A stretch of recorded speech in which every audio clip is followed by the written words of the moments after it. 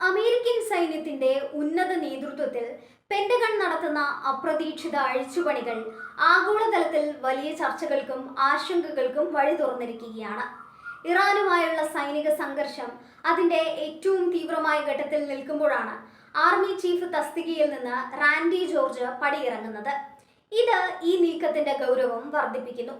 പ്രതിരോധ secretary Pete ഹെക്സത്തിന്റെ നേതൃത്വത്തിൽ സൈന്യത്തിനുള്ളിൽ ഒരു ശുദ്ധികലശം നടക്കുന്നു എന്ന ആരോപണം ശരിവെക്കുന്ന തരത്തിലാണ് പുറത്തുവരുന്ന റിപ്പോർട്ടുകൾ. യുദ്ധകാലത്ത് സൈനിക നേതൃത്വത്തിൽ ഇത്തരമൊരു മാറ്റം വരുത്തുന്നത് സൈന്യത്തിന്റെ കെട്ടുറപ്പിനെയും തീരുമാനങ്ങളെയും എങ്ങനെ ബാധിക്കുമെന്നത് ഗൗരവകരമായ ഒരു ചോദ്യമാണ്.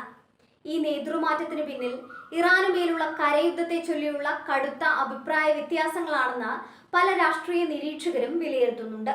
ഇറാന്റെ ഭൂപ്രകൃതിയും അവരുടെ മിസൈൽ ശേഷിയും പരിഗണിക്കുമ്പോൾ ഒരു കരയുദ്ധം അമേരിക്കയ്ക്ക് വലിയ നാശനഷ്ടങ്ങൾ വരുത്തിവെക്കുമെന്ന് സൈന്യത്തിലെ ഒരു വിഭാഗം വിശ്വസിക്കുന്നു.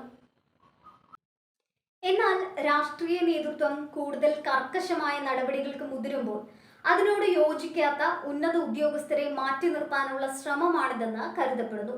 ഔദ്യോഗികമായി വ്യക്തമായ കാരണങ്ങൾ പുറത്തുവിട്ടിട്ടില്ലെങ്കിലും യുദ്ധതന്ത്രങ്ങളെ ചൊല്ലിയുള്ള ആഭ്യന്തര തർക്കങ്ങൾ പെന്റഗണെ പിടിച്ചുലയ്ക്കുന്നുണ്ടെന്നത് വ്യക്തമാണ്. അമേരിക്കൻ ഭരണകൂടത്തിനുള്ളിലെ ഈ അസ്ഥിരതയെ പരിഹസിച്ചുകൊണ്ടാണ് ഇറാൻ രംഗത്തെത്തിയിരിക്കുന്നത്. വാഷിംഗ്ടണിൽ ഒരു ഭരണമാറ്റം നടന്നുകൊണ്ടിരിക്കുകയാണെന്നും അമേരിക്കൻ സൈന്യം ആഭ്യന്തരമായി തകരുകയാണെന്നും ഇറാൻ അവകാശപ്പെടുന്നു. പ്രസിഡന്റ് ഡൊണാൾഡ് ട്രംപിനെ അധികാരത്തിൽ നിന്ന് പുറത്താക്കണമെന്ന ഇറാന്റെ പരസ്യമായ ആവശ്യം ഇതിനോട് ചേർത്ത് വായിക്കേണ്ടതാണ്. തങ്ങളുടെ ശത്രുപക്ഷത്തുള്ള രാജ്യത്തിന്റെ സൈനിക നേതൃത്വത്തിലെ വിള്ളലുകൾ തങ്ങൾക്ക് അനുകൂലമായി മാറ്റാനാണ് ഇറാൻ ശ്രമിക്കുന്നത്. അമേരിക്കൻ സൈന്യത്തിലെ ഈ അഴിച്ചുപണി തങ്ങളുടെ വിജയമാണെന്ന തരത്തിലുള്ള പ്രചരണങ്ങൾക്കും ഇറാൻ തുടക്കമിട്ടിട്ടുണ്ട്.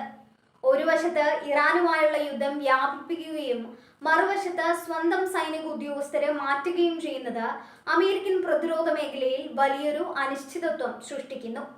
രാജ്യത്തെ രാഷ്ട്രീയവൽക്കരിക്കുന്നത് ദൂരവ്യാപകമായ പ്രത്യാഘാതങ്ങൾ ഉണ്ടാക്കും.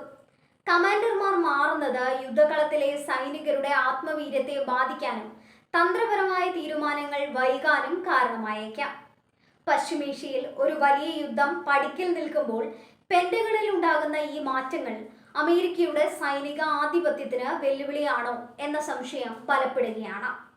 ഇത് കേവലം ഒരു ഔദ്യോഗിക സ്ഥാനമാറ്റമല്ല, മറിച്ച് വൈറ്റ് ഹൗസും പെന്റഗണും തമ്മിലുള്ള അധികാര വടംവലിയുടെ പ്രതിഫലനമാണ്. ഇറാൻ വിഷയത്തിൽ ഏകകണ്ഠമായ ഒരു തീരുമാനമെടുക്കാൻ അമേരിക്കൻ നേതൃത്വത്തിന് കഴിയുന്നില്ല എന്നത് ശത്രു രാജ്യങ്ങൾക്ക് കൂടുതൽ ആത്മവിശ്വാസം നൽകുന്നുണ്ട്.